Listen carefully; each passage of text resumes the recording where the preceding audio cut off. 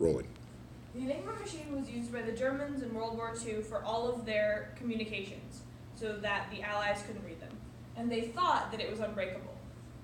It was invented in 1918, but when it was first produced in 1923, it was expensive, unwieldy, and unreliable. So they made more versions of it from 1923 to 1930. In 1930, the Polish Cipher Bureau began to be concerned about how advanced the encryption was, and they began trying to crack the encryption. So by 1932, the Germans had come out with an Enigma machine that was only available to the German army, so they had no way to access the machine because it wasn't produced for the general public. And then in 1934, they had a breakthrough because a boy working in a German cipher office sold secrets to the Allies. And so from 1934 to 1938, the Polish Cipher Bureau was able to decrypt almost all German communication, except for the fact that they didn't have time to decrypt every message that was sent because they had to do it by hand. So they were doing really well and working on a way to decrypt it faster until 1938, when the Germans abandoned traditional Enigma settings and added 2 more wheels. This was significant because this changes the way that the encryption works. With 3 wheels, it has 3 extra layers of encryption. But with 2 extra wheels, it makes the encryption twice as complicated and more difficult to break. So in 1939, the Poles meet with the British and French intelligence for the first time and begin working together. This was only a few weeks before the Germans invaded Poland, but luckily, because they were able to decrypt German intelligence, all of the Polish codebreakers were able to destroy their secret notes and escape to France. Around this time, the British set up Bletchley Park, which would be instrumental in breaking the Enigma code because they gathered a ton of mathematicians, scientists, code breakers, and chess players, which they added chess players because they believed that their knowledge of strategy would be instrumental in helping them figure out the German plans. So the team at Bletchley Park spends months breaking codes by hand, which is better than it used to be because they had more people, but it was still slow and they weren't able to get everything. So then, Alan Turing, who was a very early computer scientist before electronic computers were invented, was able to develop a bomb.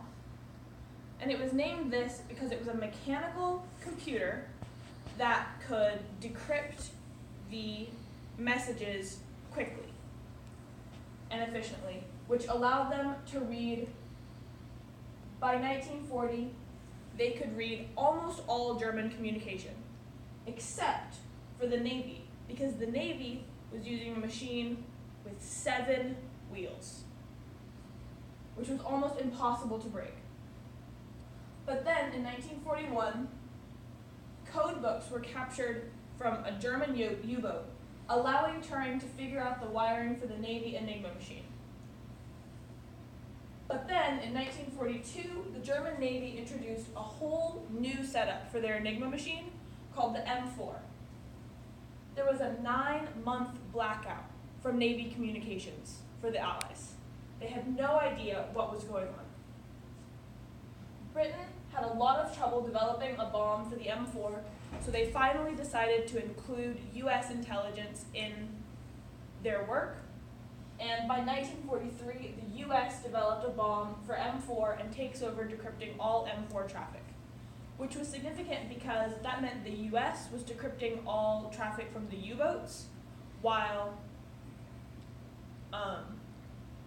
the team at Bletchley Park was decrypting everything else.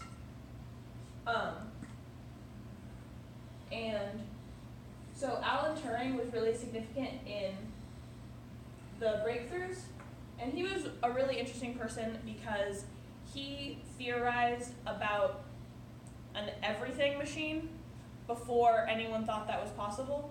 So he was the first person to ever conceptualize a computer, and he made a model of a computer that was purely mechanical, that helped them crack all of these encryptions. And he actually has a really tragic story, because after the war, although the team at Bletchley Park should have been war heroes, they weren't, because the fact that the encryption on the Enigma was broken was a highly classified secret until the 1980s. And so no one knew about the team at Bletchley Park. And Alan Turing, after the war, was persecuted and subjected to conversion therapy because he was a gay man. And it's a really tragic story, because he was a brilliant human being. Anyway, how the encryption works. So first, you type a message into a standard German keyboard, which can be a little disconcerting for American English speakers, because the keyboard is laid out differently than an American keyboard because of convenience for German. But we can type a simple message in, like, hello. And it does it in a series of 3 letters, so that you can't read the encryption based on how long the word is, because that can be really helpful in figuring out what a message says. So this gets around that by putting spaces after every 3 letters. So when you type the message in, the first thing that happens is it passes through the plug board, which switches one letter for another letter. So when you type in an H, the H is here, it changes that letter to a U automatically. And then the message passes through the rotors, which change the letter output again. The interesting thing about the rotors is every time you click a letter, it goes 1 stop, until you type in 26 letters, when the second rotor begins to move. And then a reflector inside the machine, which is here, sends the message back through the rotors. So it passes through all 3, and then it passes back through them, which have now changed position because they rotate. So after it passes through the rotors, it passes back through the plug board as different letters. So while it passed through as a U earlier, now that letter would be, say, an L, and it would pass through and ultimately be encrypted as a Y.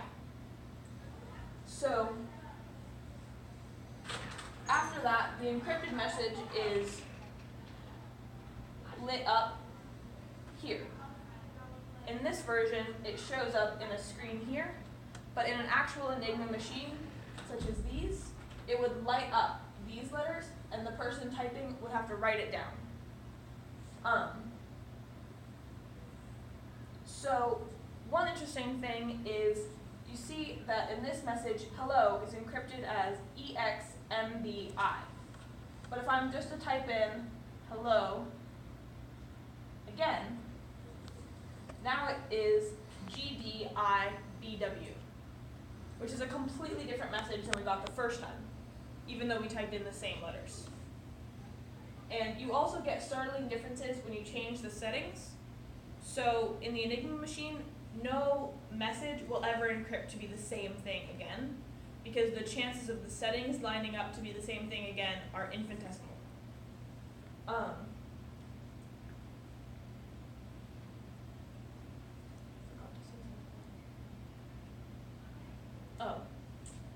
An interesting fact about encryption is that most people think an encryption and a code are the same thing, but they're actually not. So although in this presentation and in speaking about this in even scientific contexts, many people say that a code and an encryption are interchangeable words, they're not. Because technically an encryption, like this one, is one where each letter is changed to be a different letter, number, or symbol, and a code is a disguise for the message in which each word is changed to a different word or symbol.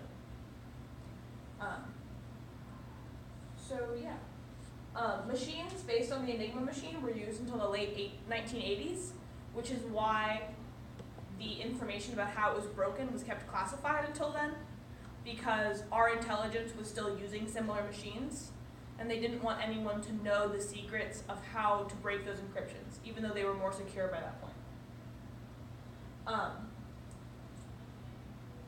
Yeah, that was a bad ending, but whatever.